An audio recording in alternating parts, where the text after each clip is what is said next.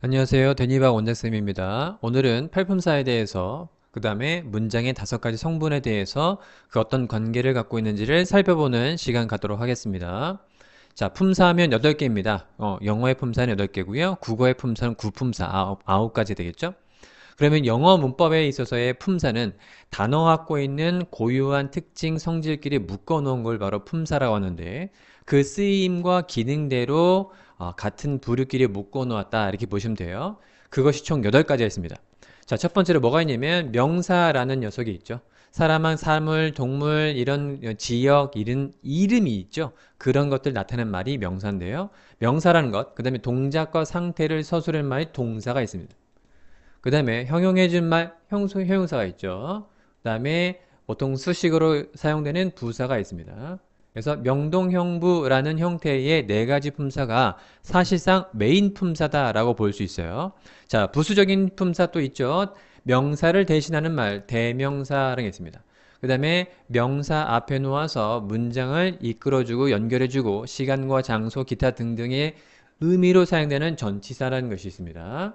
그 다음에 접속해주는 말인 접속사가 있고요. 그 다음에 감정이나 느낌 표현의 감탄사라는 형태의 품사가 8가지가 총 있습니다.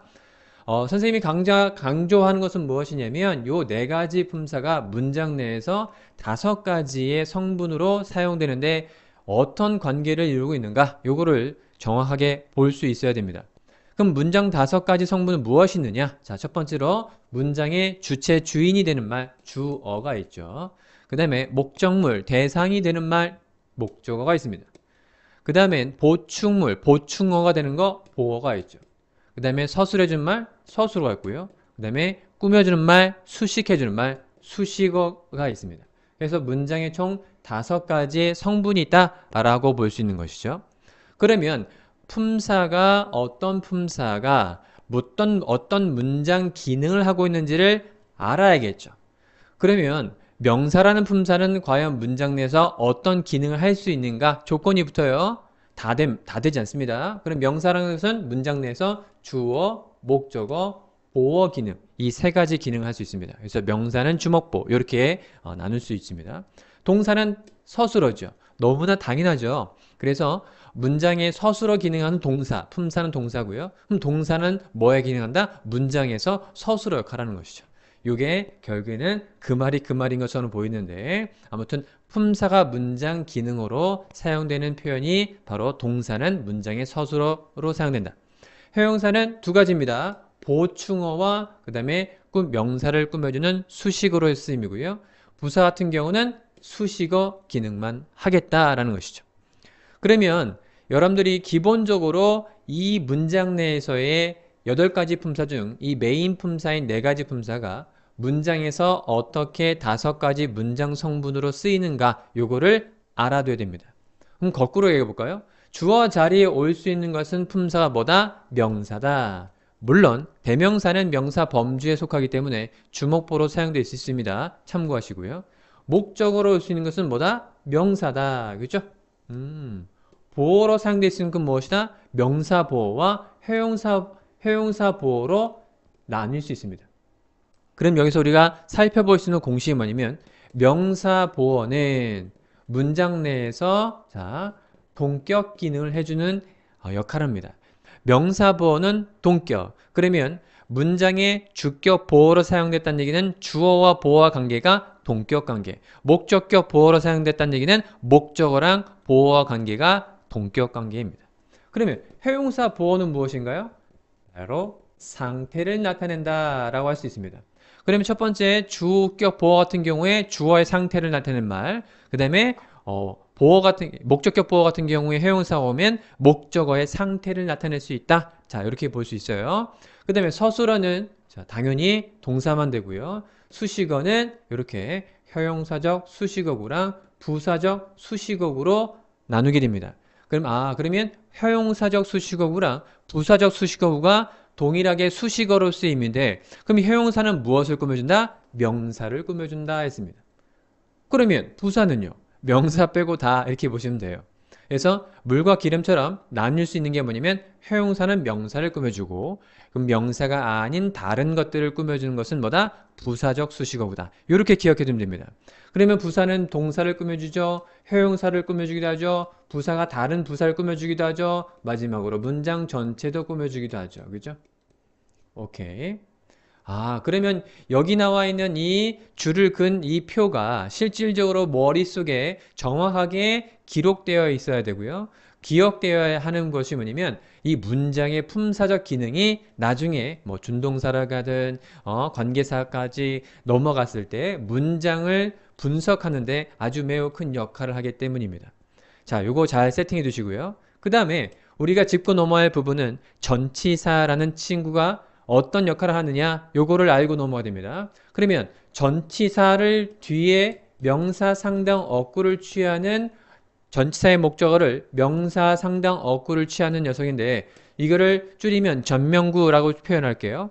그러면 이 전치사적 명사 상당 어구가 묶여서 전명구를 전치사구 또는 전명구를 이룰 때 이 친구는 바로 수식어 기능을 합니다. 그럼 문장 성분으로 따지면 수식어 기능이고 품사로 보면은 형용사적 기능과 바로 부사적 기능을 한다라고 볼 수 있는 것이죠. 이 문장 내에서 쓰임은 자 여기서 보면 이렇게 문장의 4가지 요소가 바로 문장의 5가지 오형식 구성 요소가 되어 있고요. 이 수식어는 문장의 형식의 뼈대에 영향을 끼치지 않는 녀석입니다. 다시 말하면 더 많이 있어도 아무런 상관이 없다. 문장이 길어지는 역할을 하지 실질적으로 뼈대가 늘어나는 구조가 아니다. 그러면 주어부터 서술어까지는 바로 문장의 5가지 형식을 구성하고 있구나 라는 것을 우리가 알 수 있습니다. 그러면 우리가 문장의 형식은 나중에 다시 논할 것이고요. 그러면 이게 어떤 문장 내에서 품사가 어떤 기능어, 즉 문장 성분으로 기능하고 있는지를 살펴보도록 하겠습니다. 자, 예문을 보면요. I like soccer라는 문장이 있습니다. 여기서 우리가 보고 올 수 있는 것은 뭐냐면 문장의 주인이 되는 말, 주체가 되는 말은 바로 이렇게 I가 주어가 됩니다. 영어로 표기할게요. subject입니다. S. 그 다음에 like는 뭐냐면 이렇게 해서 동사, verb라고 표현할 수 있습니다. 그러면 이제 like가 동사에서 나는 좋아한다 라고 해석을 할 수 있어요. 그런데 보통 이 soccer가 없다고 간주하면 I like만 있으면 얘는 온전치 못한 문장이 됩니다. 왜냐면 나는 좋아해 했어. 근데 무엇을 좋아하는지에 대한 대상이 언급되지 않는다면 의미가 없죠. 그래서 이 친구는 soccer를 목적으로 취했습니다. 대상이 되는 말이 좋아하는 대상은 바로 soccer가 대상인 것이죠. 그래서 보통 해석을 할 때 을로 해석을 해주게 된다. 그러면 I like soccer, I like soccer, 나는 축구를 좋아해 라는 표현을 보면 이때 soccer가 목적어고요. 그래서 문장 구조로 따지면 3형식의 형태, 나중에 형식 다시 한번 잘 정리할게요. 그래서 3형식 문장 구조를 이루면서 결국에는 목적어를 like가 취하게 되는 것이죠. 그러면 두 번째 문장, Jane, 문장의 주어죠. bought, 구매를 했대요. 뭐를 구매했다? Some bread입니다. 실질적으로 이제 some은 형용사적 기능이니까 수식어적 기능으로 볼 수 있고요. 이렇게 bread를 약간 몇몇의 빵을 구입했다, 구매했다, 샀다라는 것이죠. 그럼 bread가 바로 목적어, 즉 대상이 됩니다. 미래도 마찬가지 3형식이죠. 그럼 then, 주어죠. made, 동사죠. then이 만들었대요. 무엇을? 대상이 바로 a cake이 되는 것이죠. 그럼 이 친구는 바로 a cake이 바로 목적물, 대상이 되는 말. 그래서 해석은 을로 해주고 then은 케이크를 만들었다. 이런 문장이 됩니다. 지금 여기 보면 다 문장 구조로 보면 3형식 구조이고요. 이 문장 내에서 우리가 캐치해야 될 부분은 주어가 뭔지, 동사 서술어가 뭔지, 그 다음에 목적물, 대상, 즉 목적어가 뭔지 볼 수 있으면 됩니다. 그럼 다음 예문 볼까요? He is a doctor. 이 문장을 보면 문장 내에 he가 주어고요. is가 동사인데 a doctor. 이 명사구가 문장 내에서는 주격보 SC라고 표현할 수 있는데 subject complement 약자죠. 그러면 여기 있는 문장의 he와 a doctor의 관계를 살펴보세요. 그는 의사다. 그 이꼴 의사. 오케이. 동격 관계가 되겠죠. 아까 선생님이 뭐랬죠? 명사라는 보어는 동격 관계를 나타낸다. 그래서 주격 보어로서 주어인 he와 a doctor의 관계는 바로 동격 관계인 것이죠. 그래서 명사 보어는 동격, 형용사번은 상태. 이를 외우시면 좋아요. 그래서 문장 내에서 주격 보호 전에 형용사가 왔다라는 말의 의미는 그 주어의 상태를 해피 상태로 나타내주고 있습니다. 비동사가 is 같은 경우는 보통 뭐뭐이다, 뭐뭐에 있다, 뭐 되다, 이런 존재하다, 이런 뜻으로 사용되는데 그러면 그는 어떤 상태에 있냐면 바로 행복한 상태에 있다라는 뜻입니다. 그러면은 그는 행복한 상태에 있다. 그리고 결국에는 해석을 이렇게 한국말로 좀 더 유화하면 그는 행복하다라고 표현하죠. 그래서 마치 is happy가 마치 동사처럼 행복하다라고 한글로 해석이 될 수 있는 겁니다. 그래서 이는 서술적 기능의 형용사구나라고 볼 수 있는 것이죠. 그래서 happy는 상태를 나타낸다. 그래서 명사번은 동격, 형용사번은 상태. 요 키워드를 기억해 두시기 바랍니다. 자, 다음 문장 봅시다. 다음 문장에 봤더니 The bird in the sky is a crow입니다. The bird in the sky 할 때 여기서 매우 중요한 포인트는 뭐냐면 in the sky라는 형태의 포인트 전명구 전치사 플러스 명사 상당 어구를 묶어서 덩어리를 보세요. 그럼 in부터 the sky라는 형태의 in부터 the sky가 모양이 동일한데 이 두 개 예문에 사용되어 있는 in the sky라는 표현은 첫 번째 1번의 in the sky는 기능을 잘 보세요. 뒤에서 이렇게 bird를 꾸며줍니다. 해석이 됩니까? 저 하늘에 있는 새이겠죠. 그래서 하늘에 있는 그 새는 a crow, 까마귀입니다. 근데요, the bird, 문장 주어 나왔고요. 여기 이제 주어죠. 그 다음에 여기가 동사고 얘는 주격 보어 이게 되겠죠. 구조적으로 보면 수식어는 am, modifier이죠. 근데 문장 기능으로 보면은 형용사적 수식어에 해당되겠죠. 근데 이 두 번째 문제 보죠. The bird is in the sky라는 문제 보세요. 한글로 해석 다 쉽죠. 그 새는 하늘에 있습니다. 그러면 얘는 일형식 자동사의 구조로서 어디에 있다라고 해석을 할 수 있고 그 다음에 in the sky라는 형태는 바로 장소 부사 구로 사용된대요. modify지만 얘는 사실상 부사적 수식어로 사용되었구나.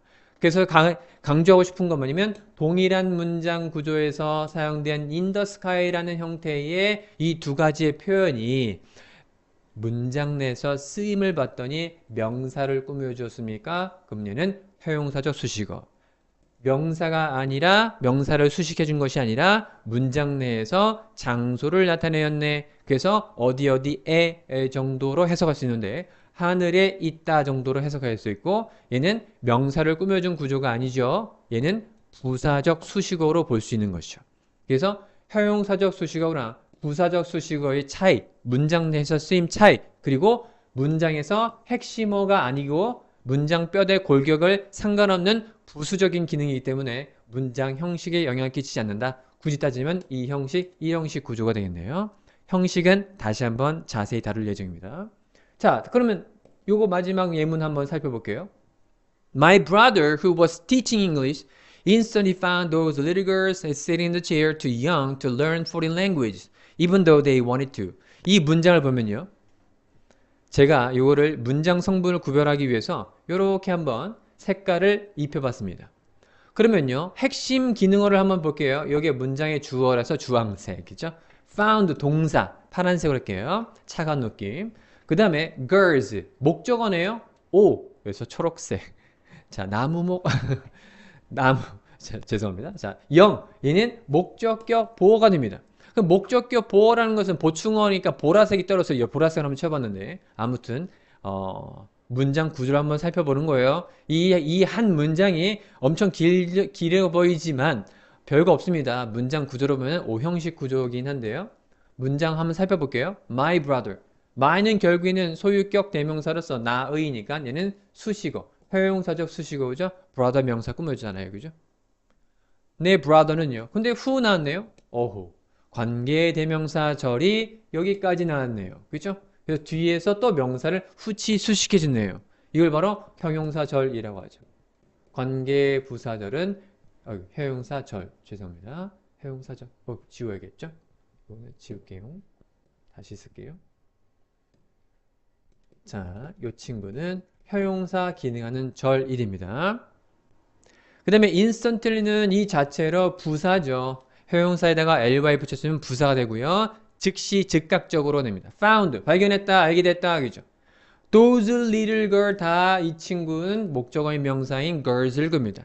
그러한 작은 소녀들. 근데 sitting on the chair 여기까지가 또 뒤에서 명사를 후치 수식해주네요. 이때 sitting on the chair는 의자에 앉아 있는인데요. 이때는 현재 분사의 명사 후치 수식, 형용사적 수식어가 되겠네요.